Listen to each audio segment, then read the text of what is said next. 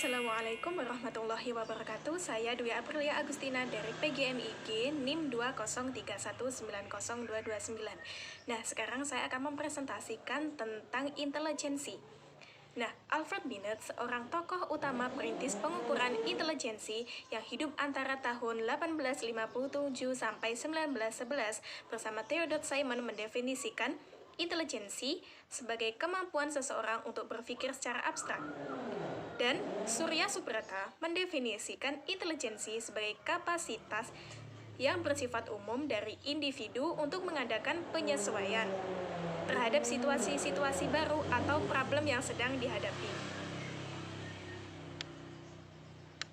Konsep-konsep dalam intelijensi. Yang pertama adalah konsep yang bersifat spekulatif filsafati. Secara bahasa, spekulasi adalah renungan atau terpekur. Dan secara istilah, ialah suatu pendapat atau dugaan yang tidak atau belum berdasarkan atas suatu kenyataan. Misalnya, seseorang mengusulkan satu hipotesa atau lebih. Spekulasi merupakan karakteristik yang esensial dalam sifat ilmiah. Filsafat spekulasi tergolong filsafat yang tradisional. Dalam hal ini, filsafat dianggap sebagai sesuatu bangunan pengetahuan atau body of knowledge. Filsafat Yunani kuno seperti filsafat Socrates, Plato, Aristoteles, dan filsafat lainnya dapat dijadikan paradigma bagi seluruh filsafat spekulatif. Dan kemudian pada konsep yang kedua adalah konsep yang bersifat pragmatis atau konsep yang bersifat tentang kegunaan. Pragmatisme berasal dari kata pragma dalam bahasa Yunani, yang berarti tindakan, perbuatan. Pragmatisme adalah aliran filsafat yang berpandangan bahwa kriteria kebenaran sesuatu ialah apakah sesuatu memiliki kegunaan bagi kehidupan nyata. Oleh sebab itu, kebenaran sifatnya menjadi relatif, tidak mutlak atau tetap. Suatu konsep atau peraturan sama sekali tidak memberikan kegunaan bagi masyarakat, tetapi terbukti berguna bagi masyarakat. Kemudian kita lanjut pada konsep yang ketiga. Konsep yang ketiga ini adalah konsepsi faktor. Konsepsi ini dinamakan demikian sebenarnya beralaskan pada kenyataan bahwa di dalam penyelidikan dan pencarian sifat, hakikat intelijensi itu harus menggunakan teknis, analisis faktor, kemudian konsep yang bersifat operasional. Menurut konsep ini, faktor-faktor yang mendukung sifat dan hakikat intelijensi sudah diketahui, tetapi perlu melakukan pengujian yang dimaksudkan untuk mencari letak faktor tersebut. Yang terakhir adalah konsepsi fungsional. Menurut konsep ini, sifat dan hakikat intelijensi disusun berdasarkan bagaimana berfungsinya intelijensi tersebut. Nah, salah satu teori yang disusun atas dasar cara seperti yang dikemukakan oleh teori Binet menyatakan sifat hakikat intelijensi itu ada 3 macam. Yang pertama, kecenderungan untuk menetapkan dan mempertahankan tujuan tertentu. Makin cerdas seseorang, akan makin cakaplah dia membuat suatu tujuannya sendiri, punya inisiatif sendiri, tidak menunggu perintah saja. Dan kedua, kemampuan untuk mengadakan penyesuaian dengan maksud tujuan. Jadi makin cerdas seseorang, dia akan makin dapat menyesuaikan dengan cara-cara menghadapi sesuatu dengan semestinya dan makin dapat bersifat kritis dan bersifat bijak.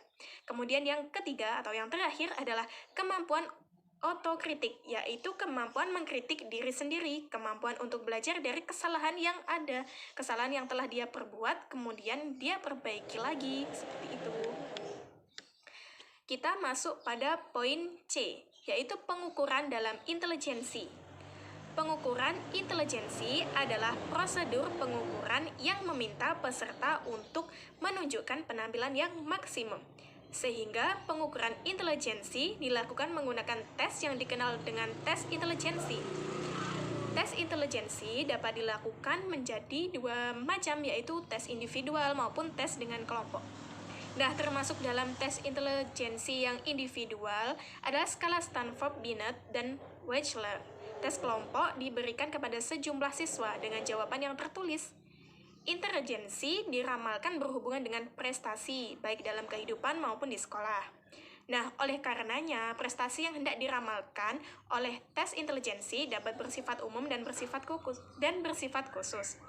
Prestasi umum adalah keberhasilan hidup secara umum, sedangkan secara khusus, prestasi adalah prestasi dalam bidang tertentu di sekolah, misalnya matematika, bahasa, dan sebagainya.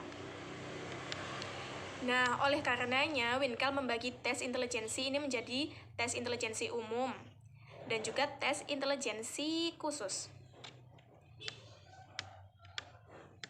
Tes intelijensi umum ini terdiri dari butir soal dalam berbagai bidang penggunaan seperti bahasa, bilangan, ruang, dan sebagainya. Nah, kalau tes intelijensi yang khusus itu mengarah untuk menyelidiki siswa yang mempunyai bakat khusus dalam bidang studi tertentu, misalnya matematika, bahasa, sebagainya, dan juga seperti seni juga gitu masuk ke dalam tes intelijensi yang khusus.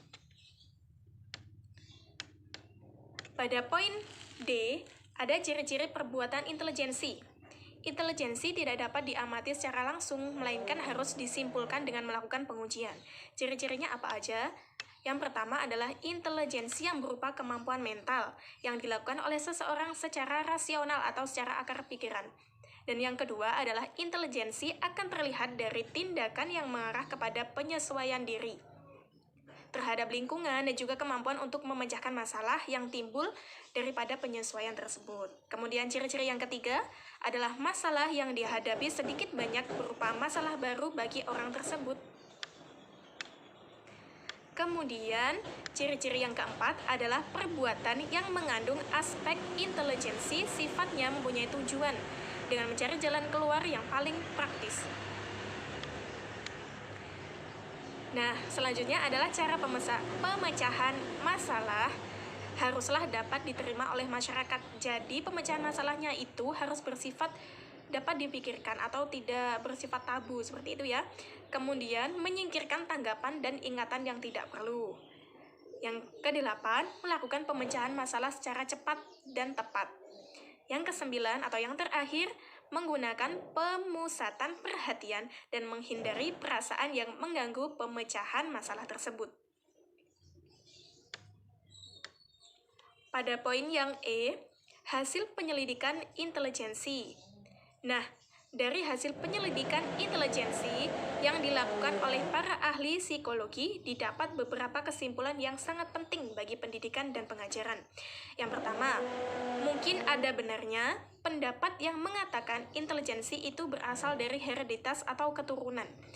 Tetapi dengan arti bahwa tiap orang karena hereditasnya mempunyai batas kecerdasan yang tidak dapat dilampaui bagaimanapun baiknya pendidikan. Kemudian, tercapai atau tidaknya batas kecerdasan atau batas kemampuan pikiran seseorang dipengaruhi oleh faktor-faktor dari luar seperti faktor lingkungan, faktor sekolah, ataupun faktor dari teman. Yang ketiga, adanya kekuatan yang tumbuh dari dalam itu harus kita akui. Nah, tiap-tiap anak itu memiliki perkembangan intelijensi yang berbeda-beda. Kita tidak bisa menyamakan anak yang satu dengan anak yang lainnya. Jadi, kita harus menghargai dan tetap kita mengembangkan intelijensi pada tiap-tiap anak tersebut. Kemudian, mendapatkan sendiri suatu paham yang baru adalah jauh lebih sukar daripada pemahaman pendapat-pendapat orang lain yang sudah ada.